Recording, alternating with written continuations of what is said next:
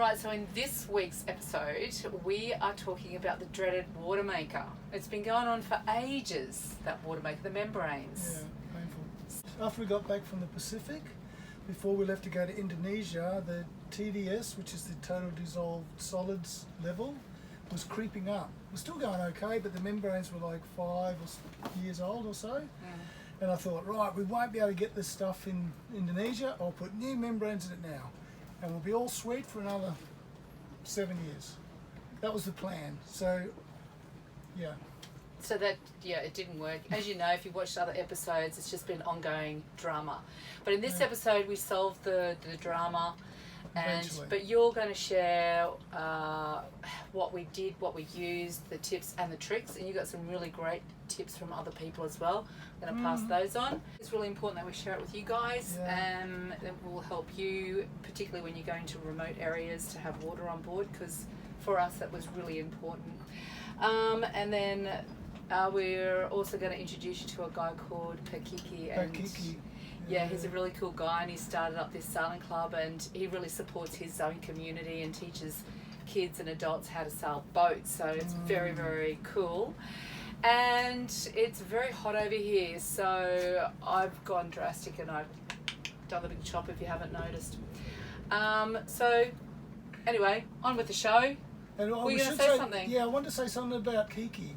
Yeah. If you're going to go to Bali, look him up at the Bali Sailing Centre, because he runs the whole thing on a shoestring operation with donated product and all the rest of it to teach these kids how to sail in Indonesia. And look him up and see if there's anything you can bring to him, like old sails or small parts for opties, lasers and Hobie cats. Yeah, the guy is a legend, absolute legend. But if you're going to sail to Bali and you're coming in there, look him up, see if there's anything you can take in for him.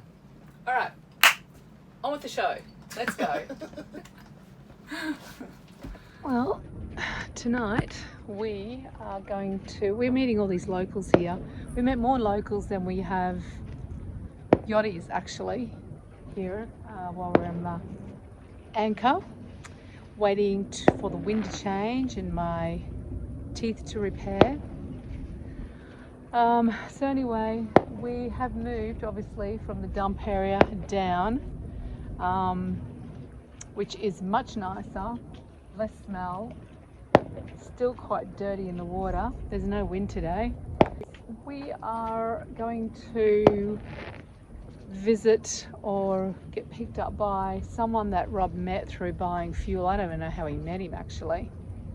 But anyway, he's become a good mate, and he's invited us for dinner for tonight with his family. So that's where we're going. Yeah, it's always nice to meet the locals and go and join their community and their families. So we're going to go suss that out, and basically we're going to be stuck here for maybe a few more months, so we might have to do a visa run. We're not even sure yet.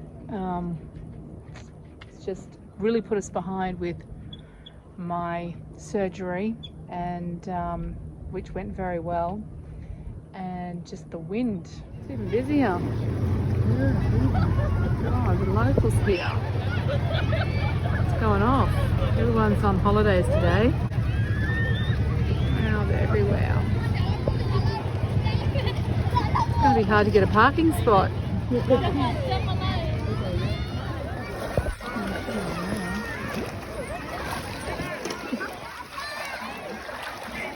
People. We made it.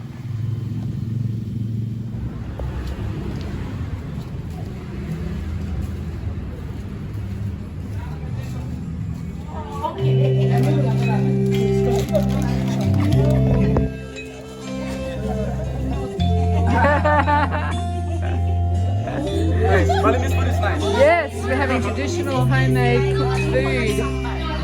Coconut sambal. Bit spicy. Spicy. Beautiful people. Oh.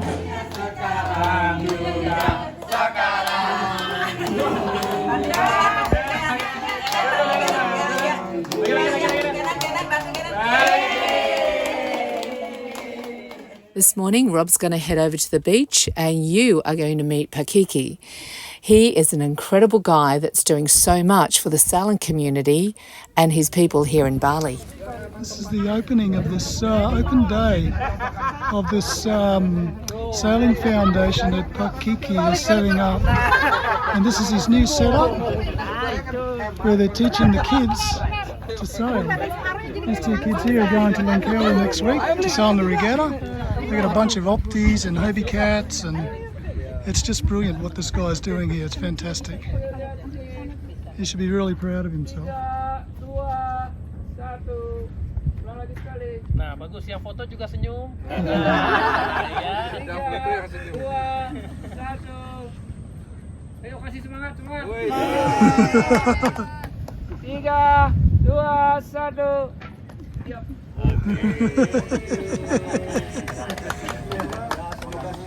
Yeah, he's done, like, he's a real driver, this guy. He's really passionate about teaching the local kids how to sail. Good on him. This is in Bali, so he's got, lasers and Hobie 16s and opties, and that's Serangan Island over there. We're on Murdasari Beach, which is just around the corner from Sanur. I'm here with Pak Kiki from Bali Sailing Centre and in Sanur, and this is his opening day, and these are all the offerings and gifts that he's got. He's got this sailing foundation that he has set up some time ago, and this is his new place on the beach here at Murdasari Beach. He's got some lasers and opties and hobie cats, but Kiki, can you please tell me about yourself and what your vision is here, mate? Oh, thank you, Rob. My vision to build this foundation is to get more kids to go sailing, because these days less kids gonna go sailing. So my vision is to have more kids go sailing, and especially they can go for regatta. Yeah, that's my goal. Yeah, I know. I saw a couple of kids out practicing in their opties today. Like they maybe 10 or 11 years old. Yeah, they're 10 and 11. Yeah, and they're going to a regatta next week. Yeah, they're going to Langkawi International. Langkawi. Yeah, it's one of the biggest one in Asia as well. You reckon they're ready for it? You never know. You never know. Just send the kids. They're having fun. That's the most important. Oh, I reckon. So tell me how it works here. How can people? What sort of people should get involved, or what are you looking for? For me, everybody should get involved because we have the beautiful beach in Bali. People can come and go sail every day. We have a beautiful place. So I reckon everybody should get involved to make this thing bigger. Yeah. So anybody that might be coming into Bali here on the Sanur side, maybe especially if they got kids, but I noticed you had some adult students on the lasers the other day, a couple of weeks ago, when I saw you on the beach. Yeah. Yes. So does age matter? No, age doesn't matter. Sailing can do from 7 until 70, 80s. Yep. Everybody can do it. Yeah. And as you got opties for the kids, and then lasers for a little bit bigger or learning for the adults, and then you got the hobie cats for people that are a bit more adventurous. We have a hobie cat for people that already experienced, and then we have fireball as well. Oh, the fireball! I forgot about that. I was talking to Tony before. And then we have lasers, so everybody can go sailing. Yeah, cool. Mate, look, congratulations. This is just absolutely brilliant where you're going here, and I'm sure it's going to be fantastic. Thank you. Thank you so much. Bye. This afternoon, I'm going to go and find a hairdresser. This heat here is just too much to bear, and this blanket of hair is way too hot. Today, I'm going to go and get my hair cut. I found this hairdresser down here, and my hair has gotten very, very long. It's very thick. It's very hot here in Bali.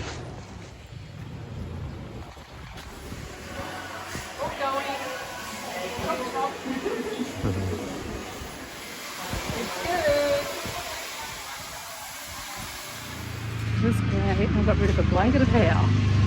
Not cooler, it's just too hot to have long hair here in Indonesia, and it just feels so much fresher. And yeah, that big blanket of hair was too much. I couldn't. Well, cope. not long after that, that just wasn't enough for me. I went back for more and had more cut off. And Rob doesn't say too much, but the look on his face was pretty priceless. I just got back to the boat, or the dinghy, and this hair, he did a very good job, but I think anyone that's over 45 is going to get one of these haircuts. He's very good at it. Yeah, he did a great job. I'll see if I can show you the back. It's so short, but it's cool. And in Indonesia, it's so hot here that yeah, I have like a little apple bob going on. Luckily for me, my hair grows really fast. It's cool. It was very cheap to get my hair cut here in Bali. It was only 20 Australian dollars for a wash, cut and blow dry. But if you are precious about your hair, I probably wouldn't do it. There was a slight communication breakdown. As I was looking down at a picture to show him, I looked up and there was literally hair flying everywhere. Since we've been back on the boat in Bali, we haven't had to try to use the water maker yet because we've had so much rain. This was today and yesterday. Talk about wet season, and this is actually, yeah, this has actually been overflowing. We've got so much water coming from our little connector, our little water catcher. And this is what tells us how much water we've got, is this little floater, and it's up to 1,000. So our tank is full of rainwater. Yeah, it's flowing out of here. I've had a shower, washed my hair, we're going to put a load of washing on. This is crazy. So we don't even know whether our membranes work yet because we haven't had to make water. We don't really want to make water in the harbour. No, this harbour's pretty filthy dirty, so we're not going to, we didn't want to run it because we don't want to destroy our beautiful new filters, and we want to give them a fair go because, as you know, we've had lots of problems with the membranes, so we'll wait until we're out in clear water. Okay, here we are. I'm just about to attack the water maker membranes. I've pulled the membrane unit out of the engine room, and here are these new $1 million bloody membranes. One of them looks pretty sweet. I'm concerned about one. The other one, those little black marks in it, not perfect, eh? You can see there. That shouldn't come like this, you know. This bloody made in the USA, eh? Good on yous. It's rubbish. And that's like, this is the third set of membranes I've tried in the last 9 months. Try and get it right. This one looks okay, but the quality control is just crap at DuPont. Anyway, I can't say too many good things about you guys. Okay, got the first membrane out. Let's see straight away there's issues with it. Look at all this crap in here.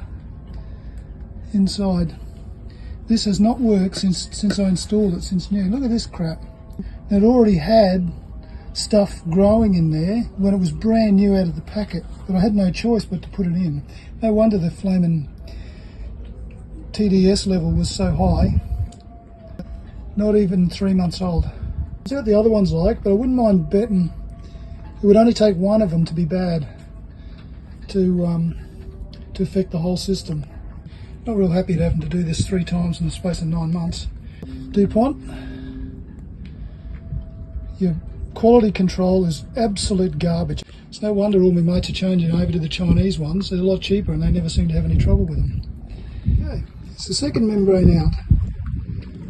It's pretty bad, but not as bad as the other one. The supplier reckons this yellowing stuff is not an issue. It's part of the manufacturing process. Let's take his word at that. But the this mouldy black stuff is definitely not supposed to be there. And when I installed them originally, that's why the guys come good with some new ones. These were already there. There was already some kind of mould growing in it from the delivery. Okay, here's the new one, first of the new ones. This one looks pretty good, certainly compared to that one that just came out. I just smear the little bit of silicone grease on here so that I don't damage the seal when I put it in. It's pretty important. Anyway, I'll put that one back together. I'll put the next new one in here and we'll put it all back together. Here's the second one that I've just taken out of the packet. Yeah, I'm worried about this stuff. It's got similar yellowing in it to that last one that I just pulled out. I'm more concerned about these little bits of what I reckon look like mould, or it's not sterile, I don't think, from the factory. Anyway, the guy says put them in, see how it goes. It cost $1,000 for these two membranes, by the way, so it's not a cheap exercise. But I've got to give it to old mate here, Ian, in Indonesia. He's standing behind the product. He has really gone out of his way to look after us from a customer service point of view. I've got to give him that. But the product itself is pretty ordinary, I think. Okay, there it is, all put back together. Hopefully it's all good. I've put a little bit of silicone grease on any of the O-rings or anywhere it touches the plastic where it needs to slide in. I've cleaned up these little guys where the pressure hose goes on. When you put them together, you've got to put a bit of Loctite on here. So I just had to make sure I got all the old Loctite off. Hopefully I won't have to do it again for a while. Well, unfortunately for Rob, he did have to do it all over again 3 months later. Okay, here we go again with the Watermaker saga. This time I have ordered the Chinese ones. That's actually what they're supposed to look like. Yes, so I'm pretty happy with how they look, these ones, straight out of the packet. Step one, I've taken the membrane tube assembly out of the boat, down in the engine room. I've done this before, it's pretty good. This helped me last time, as I marked these end caps with little arrows with a T for the top.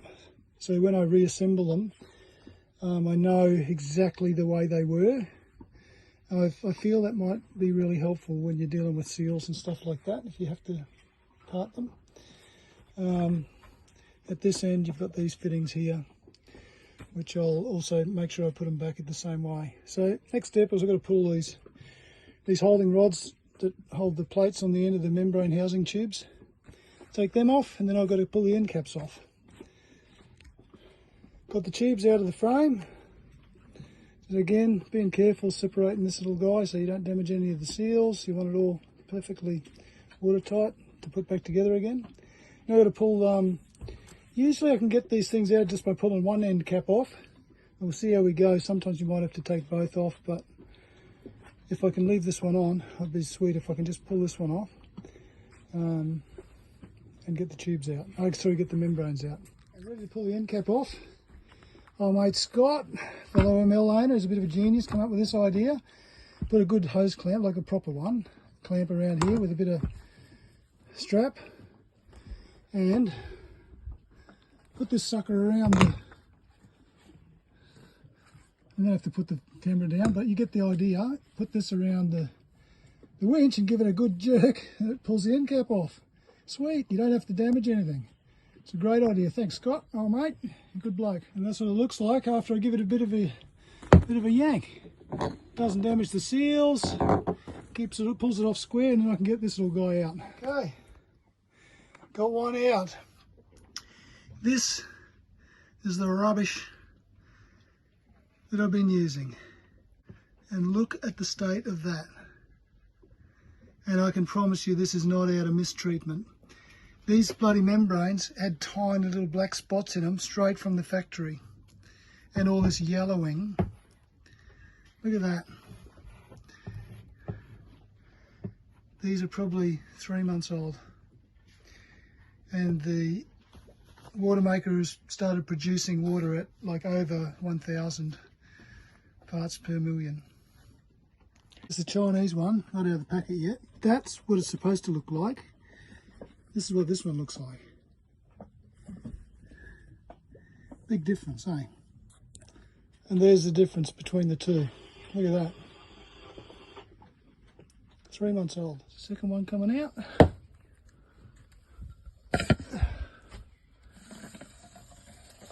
Look at the state of that. Look at the state of that. I don't even know what to say. Absolute garbage. Well, this is interesting. I just turn the water maker on. You've got to run it for an hour when you put the new membranes in. I'm hoping this is just the manufacturing stuff. But look at this. This is what came out of it. Out of the water. Not sure what that is. Stuff in the manufacturing process, I suppose. But anyway. Okay, it's been running for about 20 minutes now. And the colour is getting a little bit better. It's starting to clear up. It's still not perfect. It's sort of like a tea tree stain. TDS is 205. Okay, so we're testing the water. 200. Beautiful. Look how clear that is. Woohoo! Water maker now works. Next week's episode, we do a visa run and we go to Manila and we talk a little bit about visas and what that looks like sailing into countries. And we do a dive under Jaygo. You'll be shocked. She is a mess.